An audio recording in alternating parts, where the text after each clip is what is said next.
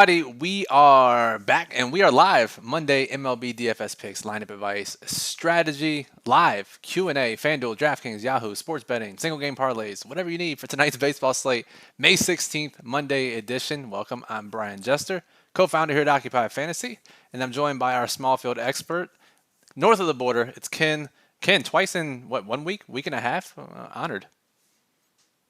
I know. I love talking baseball, and I can't wait to talk about today's slate.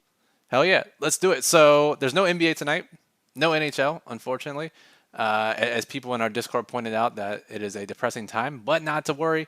We have a slate full of John Grays and Odorizzi's and Wade Miley's.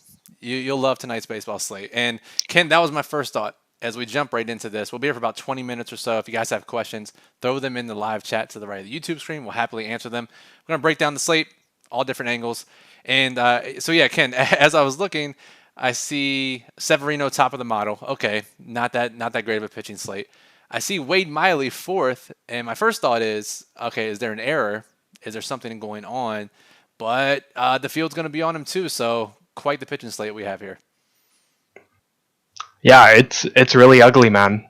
I think I like Severino. He's got a good matchup. He's got a good projection, and against Baltimore, he'll probably get some swings and misses at a reasonable price tag. So I think Severino's a really good play today. Looking down, we don't have him as highly ranked as maybe other projections, but Peralta, I mean, is probably the next safest kind of pitcher with a decent floor as well. So I'm looking towards him today. Yeah, so if we pull up the model here, OccupyFantasy.com ranks the pitchers, FanDuel, DraftKings, by our proprietary metric, OF Index. For those of you who have been around, you know this. If you're new, OF Index, generally we're looking for 15 plus out of our pitchers. We get 17 plus. We consider that pretty good. Over 20 is elite. No pitcher meets that 17 plus threshold, which shouldn't surprise us given the names on this slate. But Severino, pretty sizable lead over any other contender for the top pitcher in tonight's model. So, Ken, you mentioned Severino, you mentioned Peralta. Maybe we can fit both those guys depending on the stacks that you're playing. And actually, you know what? Before we get to the secondary god-awful pitchers that we have to consider for our lineups, the elephant in the room, we have to talk about the Coors Field game and that big decision point, which I imagine, knowing you, Ken, is probably not that big of a decision point, but it will be that big of a sweat point because as we go over to the stack dashboard, which ranks all the stacks on the slate, we see San Francisco, naturally the number one stack on the board. They have the highest team total at more than 7 runs, which is rare to see. That team total's increased nearly a full run since lines have opened. And Ken, they have astronomical ownership on both sides. It's pretty crazy for what San Francisco's on tonight's slate and how high owned they'll be. But I can't fault anyone who is looking at them today because they're reasonably priced on DraftKings as well. So they're all in the 4K range, and I mean, the 7 team total is a huge thing, and it's an easy matchup against Senza Taylor tonight. So they're definitely in a smash spot, but just at that high ownership, it's not something I ever get to. I also won't be using them in secondary stacks because that's something where you're kind of looking for like a solo homer. But I mean, if they crush the ball, then it's very likely that other guys are crushing too. So I actually fade San Francisco and Colorado altogether tonight. Whew, okay, so Ken's going to strap in tonight with the full Coors Field fade. And Ken, I can't blame you, right, for the reasons that you listed. Colorado does rank second in our model. The total in that game is 12 runs. And I mentioned this in our staff chat earlier, Ken. I can't find the link, but I've read some study somewhere at some point that said scoring is down in the first game of a Coors Field series, whether it's the visiting team traveling and due to the altitude. Have you ever heard anything like that similarly, whether it's sports betting or DFS? Yeah, I think that could definitely be a thing. It's not something I've ever looked into, but I mean, scoring overall is down this year, but actually recently it's been back up a bit. So definitely look for that. Maybe they put something back into baseballs again, but the scoring has been up and offense has been decent these past couple weeks. There could be a Coors thing where that is true. That in the first game of a series, maybe they don't score as well. But I'll tend to trust the betting models here, and that the team total of 7 is definitely hard to ignore tonight. Yeah, man, it's really tough. So I guess if you could sum it up, right, because we get this question a lot. We've gotten on the stream before, we get in Discord all the time is, all right, this team has the top team total of 7. this team is the number one ranked team in the model. Why are you not playing them in tournaments?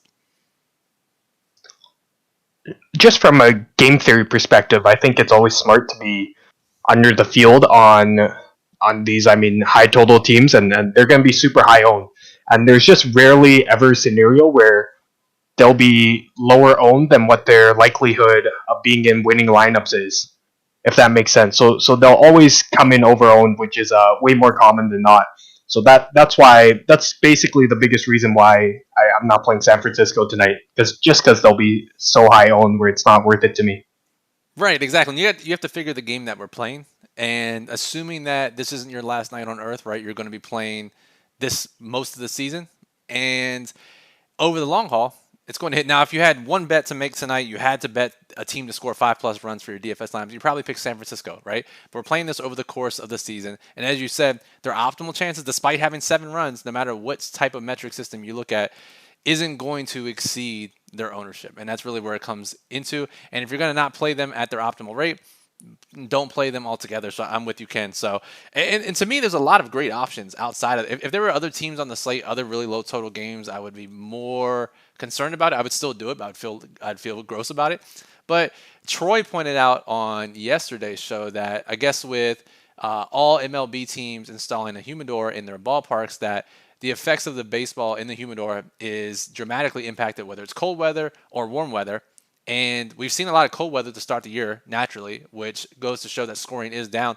But in theory, that means if as weather warms up, we should see more scoring. And I think as we've seen weather warm up around the country, that could be a factor as why teams are scoring more. And if we go over to the weather dashboard, there's a couple teams opening their roofs tonight for the first time, so that's always great. And if we sort by temperature, we have the Kansas City game, Miami, the Cubs, LA, Boston, Milwaukee, Baltimore. All these teams are playing in the 70s, so it's not like 30s, 40s, 50s, 60s like we've seen the first month.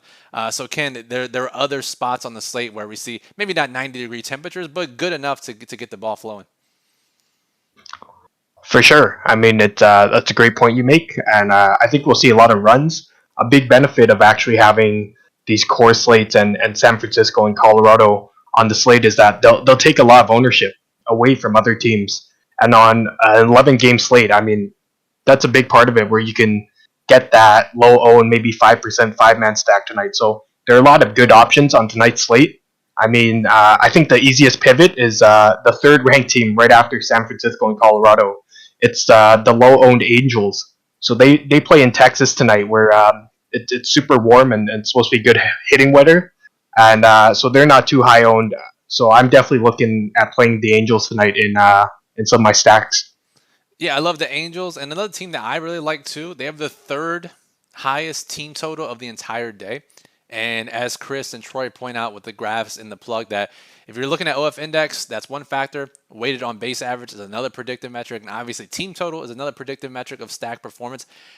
And you add all those together, you have Toronto, who is our 6th best stack by OF Index. They have the number 1 weighted on base projection for tonight's slate. And they have the 3rd highest team total. And that team total is up a quarter of a run. So and they're only 28% projected total on DraftKings, a little bit higher on FanDuel. But I think Toronto kind of hits that trifecta of all 3 of those metrics. And I think, as Troy and I talked about yesterday, anytime you can get a really good team like Toronto, no matter what the reason is, at low ownership, a good hitting team like that, you have to take a shot on them. I like the Toronto call tonight as well. It didn't pan out for us. I don't think they scored at all yesterday. So hopefully today they have a good matchup against my Mariners, Chris Flexen, who we may know from the KBO days. But he's not too great at the MLB level. So the Jays are one I'm looking at. Another team that I like is actually the Twins. And I've looked at Minnesota, and they've got some good positional eligibility, and they're decent at pricing. So they've got a catcher, Gary Sanchez, you can play, and Kyle Garlick is a min-price 2K outfielder that hits lefties really well. So he's definitely someone I would slot into my lineups, even as a one-off on both sides. So Garlick's definitely a good option tonight. Love those calls, and we always talk about, every time we get you on the show, we talk about the positional eligibility and what that means for stacks. And I know you do it manually for the most part, and I do it using the builder. And basically, what I did today, there's a few teams that I like that I put in some min exposures, and I was getting a ton of Minnesota, and I think that's because of those positional requirements that they meet. So there may be a team that ranks a little bit lower in the stack dashboard or in your own personal rankings, but because they fit better with either A, another team, or B, they fill in some positions that are generally hard to fill, they can end up being a better ranked stack. So can we see some alternatives here to the San Francisco Colorado game? Let's go back to pitching now as we tie all of this together, where Severino, Peralta, Kikuchi is number 2 in our model against your Mariners. Wade Miley somehow is number 4. I mean, just try to talk to me about the state of the pitching here, especially on DraftKings where we have to have 2 of them. It's a tough slate for pitching just because there's so many unknowns like Kikuchi and Miley, and you're not really sure what you're getting from these guys. I think Severino is probably as close, just a kind of like an easiest play just to start things off with. And then if you need the salary savings, I mean Kikuchi and Miley aren't terrible options, but they're also not great options. So the other option is actually to kind of cheap out on batters and pay up for the safe floor of Freddie Peralta, which is what I lean towards. We don't have him projected as well as other industry, but his K prop is 7.5, and I think floor is like 5 or 6 strikeouts. So just kind of paying up for that and getting to Peralta is a good idea. I mean, some of the other guys on this slate, it's tough because Syndergaard, you're not really sure what you're getting with him because he hasn't pitched in a while. He doesn't have the stuff as he did before, and Gonsolin is probably 4 or 5 innings max. Chris Archer is also a big question mark, and John Gray is questionable. So if you go down all the pitchers, you can definitely find some holes tonight in every pitcher. So I think Freddie Peralta with the safest floor, and Severino is actually just the 2 I'm using tonight. But I think there are strong options in Kikuchi or Miley, some of the cheaper ones down there.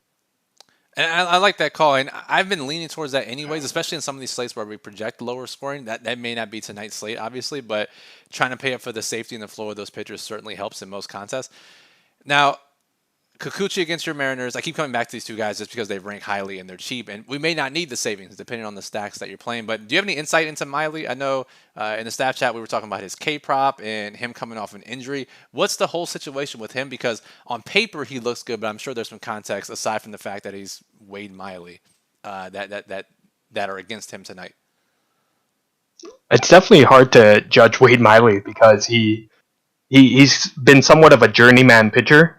So he's bounced from teams to teams, and I think he might have thrown even a no-hitter once, but I think I saw that earlier. So he's definitely a decent pitcher, but he's more of a ground ball guy, so he doesn't give up a lot of hard contact. So he's looking for that sinking stuff. So I think even the StatCast data is kind of questionable because last time out he went 3 innings and he walked 5 batters. Just came off an injury too. It's an easy matchup against Pittsburgh. I get that. And at only 4,400, it's definitely appealing. But you also have to consider the fact, like, what can you do with that savings that you get by playing Miley?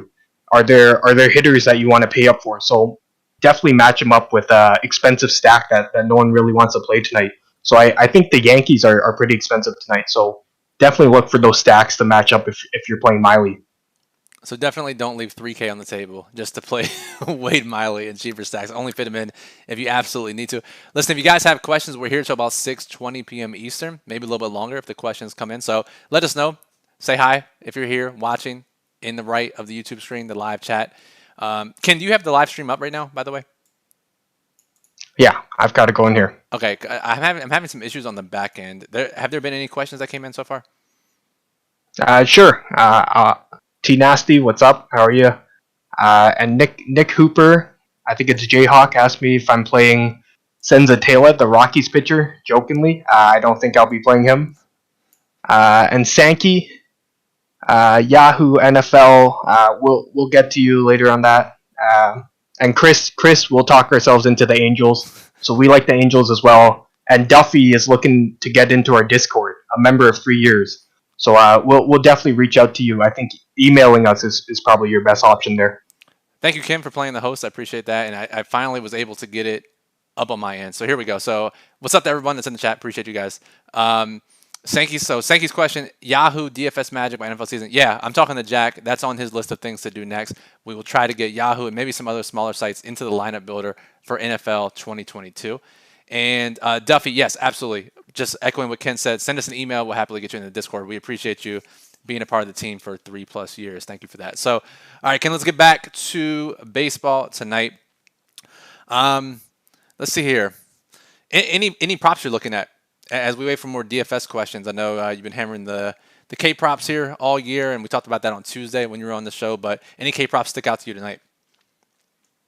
I've bet a bunch of props. I think ones that stick out. I like the Severino over. It's only 5.5, and we've got him around maybe 6 or 7. So I'm definitely looking at that one. Another one that's interesting is I mentioned this one earlier, but the Loeb, he pitches for Oakland against Minnesota, and we've only got him at 0.63, and his prop is around 4.5 and 5.5. So I bet the under on that.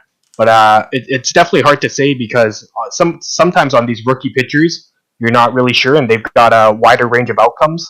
Like I keep jamming in these Hunter Green unders, which I don't think are very profitable because he's throwing 100. So hopefully we can catch up to that, but I'm not sure how that goes. And so you're saying wider range of outcomes, not only with their strikeout potential, but also the amount of pitches that they're throwing? Yeah, I mean that's definitely a big thing. You're never really sure. They made Green throw like 120 pitches yesterday. Like he only got through 7 innings, but he was on no hitter. Like, Yeah. did they keep letting him go to like 150 to try to get the no hitter? Because I mean they could have. And the Reds are bad, so maybe he's not major league level, but actually he's one of the best 5 pitchers they have. So that's why he's on the Reds. So definitely look out for more Hunter Green, I guess. Yeah, shout out to all the Reds fans out there watching. Let me see. There was one more question I had for you here, Ken. It was about pitching. Let me think about it. Strikeouts. Oh, it was a story. It was an anecdote for you. So, speaking of strikeouts and amount of pitches that guys are throwing, have you seen recently? Again, this was something back when I was sports betting. Books would offer. You could bet how many pitches would a guy throw. Have you seen that anywhere recently? Man, they must have taken that down because I imagine there's a major edge there. Oh, dude, it was massive. Got limited from so many books. There was one book in particular that would seemingly only put out lines after a team used their entire bullpen. And I don't know why they would do it. It's like they were trying to lose money. So, like, let's say on Monday, the Angels use like 7 of the relievers. It goes 13 innings. And the next day, you know that the starters are going to have a pretty long leash. They would put out starting pitcher over 89.5 pitches, and you just max bet that and print money until they boot you because there was no reason for them to ever put that line out, specifically in that situation. So I guess I'm saying if you ever see that, give me a heads up so I can get back on the train. Yeah, it's crazy to think what you could have done 10 years ago and what books had to offer when there weren't many sharp people around. Oh, yeah, absolutely. So, all right, guys, let's get this moving. 6:18. If you have any final questions, let's get them in the chat. I guess to recap the slate, the big issue that you have to deal with, do you play San Francisco or not? I think super small contests, obviously cash games, you play them. Ken and I are on the same page here, as is our entire team when it comes to these high-owned stacks. If we go back to the stack dashboard, we see that San Francisco triple the ownership of really any other close team on the slate. So we're not playing them. Ken's getting even more aggressive, not playing them whatsoever, not even in secondary stacks. Pitching, super tough. Ken likes paying up for Peralta and Severino wherever possible. And I think, Ken, that especially applies on FanDuel, right? Yeah, for sure. Severino is super cheap, only 8,100. So definitely look at him. Peralta's a good option as well. Do whatever you want, basically, once you get Severino in there. And as we've talked about before, it's very important to nail that starting pitcher spot on both sites, but especially on FanDuel. Ken, any final thoughts for the slate? Any other players, teams, situations we haven't talked about? No, it looks like a decent slate. I'll shout out your Orioles. Kyle Bradish looks like a good pitcher, but he plays the Yankees. But he looks good, so he's throwing 98 and stuff like that. So look out for the Orioles in the future there. I appreciate the shout out. Let's see. So Bradish, real quick, just as we talk about these super cheap pitchers, right? Kikuchi 6,300 DraftKings, Miley 4,400. Bradish top half of the model 5,800. Obviously facing the Yankees, but money line's moving in their favor. Yankees team totals dropping a bit. Bradish almost meets that strikeouts per innings pitch threshold that we're looking for. And honestly, on this entire slate, there were only 4 pitchers over that 1K per inning pitch projection. Bradish checks in at .92. I mean, DraftKings tournaments, can you go there? I think you can go there. He actually struck out 11 guys last time out, so I think he's one with a super wide range of outcomes where it wouldn't surprise me if he probably got up to 8 or 9 again. So he's got great stuff for a young guy. So definitely look out for him. I think you can go there in a super large field. All right, cool. So be prepared for -2 points or 25 points. And as long as you have that expectation in mind, feel free to play the Orioles starting pitcher. So, all right, that'll do it for the show. We appreciate you listening as always. Make sure you are subscribed to the channel. Get notified when we go live, upload any new videos. Chris is putting out videos pretty much every single day, Monday through Friday. Sundays we're doing live streams. Usually Tuesday nights we do live streams instead of a published video, but we had to switch it up this week because of no NBA tonight, no NHL, so we figured everyone would be watching and playing MLB, so I had to do that. And make sure you give us a thumbs up if you appreciate the MLB content. That lets us know to continue to create more of it. And join our Discord server. If you're like Duffy and you've been a member for 3+ years, shoot us an email. We'll gladly get you an invite. If not, click the join button below this video. Get access, chop it up with other members of OccupyFantasy.com, and talk with staff about all sports. Ken, I don't know if you saw it earlier, but we had a great MMA discussion earlier today, early in the week. Really high-level DFS discussion. So even if you aren't curious about plays for tonight's slate, there's always high-level discussions going on. Yeah, really good stuff in the MMA chat. Definitely interesting when it comes to projections and stuff like that. So definitely check that out.